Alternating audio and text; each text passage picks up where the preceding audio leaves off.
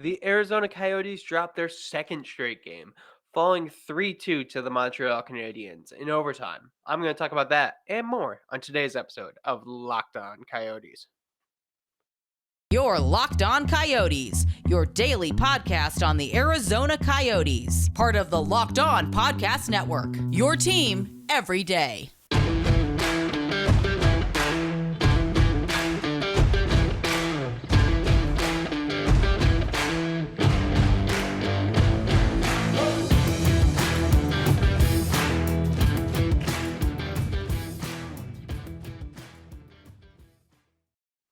Hello, everybody. Welcome to Locked On Coyotes. I am your host, Carl Pavlock. I do want to thank you for making Locked On Coyotes your first listen every day. We are free and available wherever you get your podcasts, including on YouTube. So if you want, you could watch the podcast there or you can listen to it.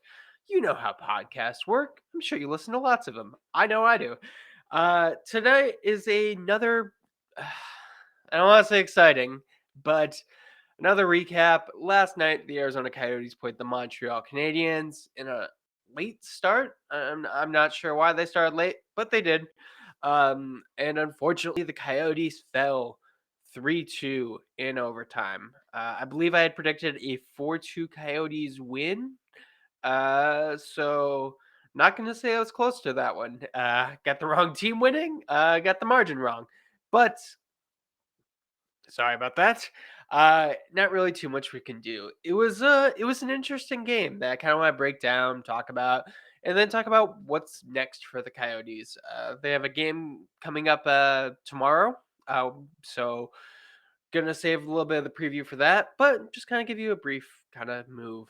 And as I'm sure you can tell by now, just gonna be me for this episode. Robin is not unfortunately, Robin is visiting family for the Christmas holiday. I live in Arizona. Most of my family is in Arizona. I am not traveling anywhere, so that's why it gets stuck with me. Sorry, that is just me. I know, but let's talk about last night's game because I do think that it was an interesting one. I say interesting way too much. It is definitely a game where there's a lot of positives to take away from it. Like there really is. And I know that I say that a lot when it comes to the Coyotes games because they're a bad team. I know they're going to be a bad team. We all know they're going to be a bad team. So I always try and look for the positives, the silver linings. That isn't necessarily the case this time. This was a well played game where I think if the Coyotes had played it 5 more times, the exact same thing, they would have gotten different results for those 5 times. I think that they could have won this game, but things just didn't go their way. First thing I want to point out is that the Coyotes were a very disciplined team. I'm so used to the Coyotes taking so many penalties throughout the game, taking poorly timed penalties, which just wasn't the case. The Coyotes only took 2 penalties last night against the Canadiens. One in the first period, one in the third. Uh, the third period, I wasn't thrilled by the penalty just because it was a tie game midway through. So if you mess up, not a lot of time to recover. But the Coyotes killed it. Absolutely fine. And 2 is definitely better than the what 6 I'm used to them taking um throughout the regular course. So definitely a more disciplined game. The Coyotes were also much more in control throughout the game. We saw that a lot in the first period where they outshot the Canadians. Um, Sorry, let me just pull up the exact number. They outshot Montreal 17-5 in the opening frame, which is really good. This was helped by the fact that they had 2 power plays. Josh Anderson and Slavkovsky were both called towards the middle of the period. Definitely saw that really give the Coyotes a chance to fire last shots, really pepper the net. And I thought they did well. They didn't score, but you could really only ask too much. I will say that is an issue that I see with the Coyotes, that doesn't come up enough that I'm too concerned about it, just because it's relatively rare. But every once in a while, we'll get this situation where the Coyotes are putting up a lot of shots. They're getting their chances, but they're not converting. And then, you know, midway through the second period, they take a penalty and everything starts to fall apart. Like they have their time. It's like they're getting rope a doped.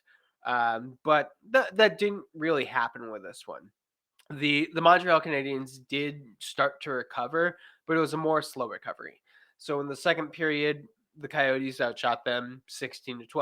Definite improvement on Montreal's side. And then in the third period, Montreal outshoots the Coyotes 7-6. Remember, I said that the Coyotes had the lone penalty in the third period. So factoring that in, it's fine. Um, like you would expect that team to be outshoot the team with the power play to outshoot the team without a power play. So I think that was a really good like game for the Coyotes, possession wise, control wise, limiting shots wise, all those kind of good things. Should mention the period where it really counted overtime. The Canadians outshot the Coyotes 2-0. So that's how you get a Montreal win. It was Mike Hoffman getting the game winner, just over a minute into overtime. Real unfortunate. Coyotes won the opening faceoff. Couldn't really do much after that. But yeah, what are you gonna do? Anyways, I'm gonna talk more about this game. But first, a quick word from our sponsors. Today's episode is brought to you by BetOnline. BetOnline.net is your number one source for sports betting information, stats, news, and analysis. It's where you can get the latest odds and trends for every professional and amateur league out there, from pro football to college bowl season to basketball and the World Cup. They have it all at BetOnline. And if you love sports podcasts, which of course you do, you're listening to a sports podcast, you can find those on BetOnline as well. It's the fastest and easiest way to get all your betting information. You can head over to the website today or use your mobile device to learn more. Bet online, where the game starts. And we're back. Carl Pavlock, Locked On Coyotes, breaking down last night's 3-2 loss in overtime to the Montreal Canadiens. I do want to highlight the two goal scorers for the Coyotes and talk about that, because I do think that is another important aspect of the game and one that often gets overlooked in losses. You don't really focus on the things that the team does too well in the loss, unless you're us and you expect the Coyotes to lose every game. But both Nick Schmaltz and Matthias Michelli scored for the Coyotes, both early on. So Schmaltz gets his goal, minute 24 into the second. Matthias Michelli, 7 minutes, 23 seconds. First things first, I do want to note that these goals were response goals. Cole Caulfield and Christian Dvorak had scored before. Um, Caulfield was like 35 seconds before Schmaltz. Dvorak was 3 minutes before Michelli. So I love that response. I love the Coyotes coming back and being like, all right, we're down one. We need to get that up. It's like, I don't see that enough. Too often. This was definitely more of a problem last season than it is this season. But like, we see the Coyotes give up a goal, and then they give up another goal, and then they give up another goal, and it just kind of snowballs from there. So I'm glad that they were able to just have a quick response, have that, next shift go really well for them. But, it's definitely one of those things where you wish that they could do more, that they could tie it up and then take the lead rather than just tie it up. So that is definitely one of those things where I would like to improve just a little bit. Um, it's definitely one of those areas where, you know, for a team like Montreal, where they're not one of the top teams, you kind of want them to play like a close game, and they did. They, don't get me wrong. I think the Coyotes should be proud of themselves for last night's effort, but you always want that next step more. You can't be happy with what you have. You always need to be doing that little bit more. Um, Michelli, great to see him on the score sheet. He doesn't score a lot of goals. He only has 3, but he does have quite a few assists. Um, he has, 19 assists, the 3 goals, 19 assists, 22 points in 28 games. So, excellent from Matias Michelli, having a fantastic rookie season. It should be pointed out, I think Craig Morgan pointed this out last night on Twitter, but it's one of those things that I've noticed. Matias Michelli does not have a picture on the NHL websites, which is, you know, understandable on some level. He's a rookie. They don't always get added right away, especially if, you know, people who are handling the websites think that they may go back to Tucson. But Michelli is one of the top rookies of the year right now. He's almost a point a game player, just racking up points. Like you would expect him to get, a shot on the website. Um, the NHL should be marketing their younger stars like Matias Michelli. Calling them stars maybe a little bit premature, but why not? I'm gonna do it. So I would like to see more from the NHL on marketing Michelli. And by more, I mean a picture. That shouldn't be too hard. Um, like, I'm not asking them to put together a full 30-minute commercial highlighting him and his play in the desert. No, I'm asking for a simple picture on the website. So we know what he looks like instead of the gray void that they currently have for that default picture. It's definitely one of those things where you you just need him to do a little bit more. You're not asking too much. The other goal scorer, Nick Schmaltz. Great to see Schmaltz playing well, especially since coming back from the injury. There's always kind of a concern when a player comes back, especially a player like Schmaltz, who unfortunately has a history with injuries. You kind of wonder, um, are they going to have any lingering side effects? Is there going to be any problems? That doesn't seem to be the case for Schmaltz. He's no Jacob Chikrin. I think Chikrin is playing better after his injury, but he's still playing really well. That chemistry with Clayton Keller is still apparent. Uh, Before the goal, Keller had brought 2 Montreal players with him, perfectly leaving Schmaltz open. So I love that. Love more of that. Give me more Nick Schmaltz and Clayton Keller teaming up. You just love to see it. I do kind of wonder if we're starting to get close to the point where we maybe need to look at a different center. Travis Boyd, I think, is fine, but he doesn't seem to have the same chemistry that they had last season, which happens. Players play well for 1 year, but they're not able to necessarily keep that up. So I would like to see maybe they explore a little bit. Barrett Hayton looked really hot last year or last game. Um, that was really nice to see him kind of get that goal against, um, you know, get that goal and have that boost his confidence. Heaton needs confidence, and it's not completely out of the blue that we'll see a player like that. I think the same thing kind of happened with Lawson Krause a couple of years ago.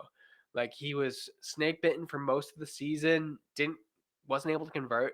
Finally got that off his back, and he suddenly looked like he was playing much better. He wasn't gripping the stick as much, all those kind of cliches. But that's kind of going to do it for the game. Bit of a shorter recap for this one. Again, I thought they played well. Vamelka made some pretty big saves. You want them more. You want more. Um, yeah, and that's really all I can say. I want more. If you're someone out there who does, rooting for the tank, I'm sure that this was not the ideal outcome. I'm sure you would rather the Coyotes had no points, which understandable. But that wasn't the case. It They got a point. Montreal gets 2. I'm not sure if Montreal's in the tank battle or not. They're kind of like just slightly above it, but say la vie. It is what it is. Anyways, like I said, I'm going to talk a little bit more about what's coming up next. But first, I just want to say thank you for making Locked On Coyotes your first listen every day. Make sure you check out Locked On Sports Today, the biggest stories around the sports world in 20 minutes or less. plus instant reactions, game recaps, and Locked On's take of the day. Locked On Sports Today is available on YouTube or wherever you get your podcasts. And again, Carl Pavlock, Locked On Coyotes, just kind of want to brief you on what's coming up next. As I said on yesterday's episode, we do have an episode coming up later this week where I'm going to be talking with someone about the Atlanta Gladiators, as well as Britain's own Liam Kirk, getting a little bit of an update on that. So make sure you check that out. I think that's probably going to go up on Thursday, but things always change. I don't like to be firm about anything until it's actually out there. But next for the Coyotes, they have 2 more games this week before, a little bit of a Christmas break. As I said, tomorrow they're going to be playing the Vegas Golden Knights in Vegas. So back on the road. Thankfully, it's another short trip. It's nice that the Coyotes, after going on that 14-game road trip, they're doing a couple road games, but it's in like San Jose, Vegas. They're not having to travel across the entire country. That's always great to see. You know, short flights can keep up practice time, get kind of in the groove, which good for them. But next, they got the Kings coming up, which I love me some Coyotes Kings games. I love that Arizona Los Angeles rivalry. Um, I'm not really looking forward to that. I'd rather the Coyotes play some weaker teams right now. Um, Definitely don't like the fact that they're playing 2 of the better teams in the Pacific back to, or not back to back, but you know, consecutively. So that's not going to be fun. Do I think that they have a chance to win either of those games? That is a very good question that I asked myself. I think it's definitely a possibility. I liked their showing against the Montreal Canadiens, like I said. I like the fact that they came back. I like their discipline. I liked solid goaltending from uh, Vimelka. I like that they were getting offense from the players they needed. They're like offensive rookie Matthias Michelli, Nick Schmaltz. Those are the players you want scoring. You know, I would have liked a Jacob Chikrin goal in there too, but can't ask for too much. So I like what I saw. Can that translate to better teams? That is always the $1 million question because it's real easy for a team like the Coyotes to play a team like the Montreal Canadiens. They're not really on the same level, but they're close. They're definitely closer than they are versus the Vegas Golden Knights and the LA Kings. And I also kind of worry because, one of the things that I talk a lot about is the Coyotes are able to win games because other teams underestimate them, and they're going to be playing against 2 former division rivals. That's not necessarily the recipe I have for a team that underestimates the Coyotes. Like, I think the Vegas Golden Knights, they've already played the Coyotes. They're going to want that. They have Phil Kessel. Phil Kessel's going to want to have a good game against his former team. He's going to know kind of like, hey, we need to be ready for this. Hey, watch out for Keller. Watch out for Schmaltz. Watch out for Chikrin. I know these guys. Don't let him out. Don't let him have an easy one. And that's perfectly understandable. If I was Kessel, I'd be telling my team the same thing. So yeah, that's definitely a bit of a concern. And then for LA, I think LA just wants to beat Phoenix / Arizona every single time they play. Like that's a true regional rivalry, not whatever the NHL tries to make in a lab with their weird scheduling quirks. Like LA in the Arizona area, like they're close. They don't like each other. They're very different in a lot of ways, similar in enough ways that just causes that eternal hate that you love in sports teams and dislike in anything else. Keep the LA Arizona rivalry to sports only, in my opinion. But that's going to be tough. So I really don't know. If you told me that the Coyotes were going to finish this week without a win, I would not be shocked by that information. Frankly, I'm not shocked by that information anytime you say it. The Coyotes often are going to finish a week without a win because they're not good. That's kind of where we're at the stage of the rebuild. I always am ready for the Coyotes to just go on a massive losing streak. Hopefully they don't. I enjoy watching the Coyotes play. I enjoy watching them play well. And there's always time tomorrow for a losing streak. So why not win today? Uh, the losses are going to come, I think, especially after the trade deadline. Heck, even the All Star break. Um, yeah, the losses are going to come sooner or later. But for right now, I want everyone to continue to play well.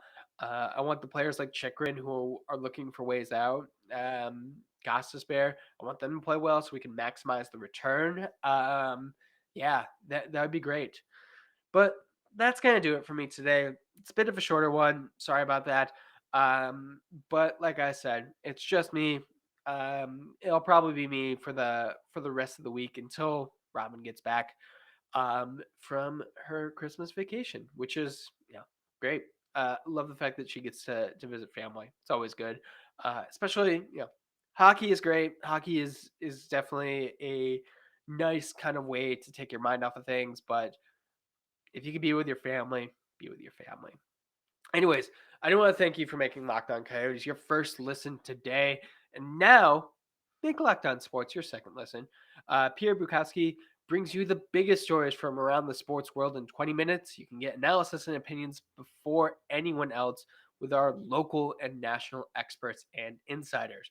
Locked On Sports Today podcast available on YouTube and wherever you get your podcasts.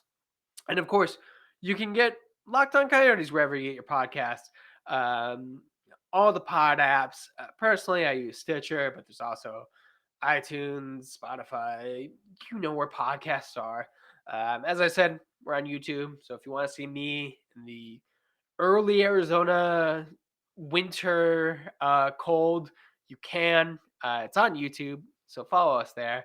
Like, comment, subscribe, talk to us on the social media. LO_Coyotes on Twitter. If you want to get my hockey opinions, best place for that right now is the 5 for Howling page. We're at 5, number 4, we're at Howling. I also did a recap, so if you want to read what I think of the game, head over there and check that out. Otherwise, hope you guys are staying safe out there. Hope you're staying healthy. And don't forget to howl on.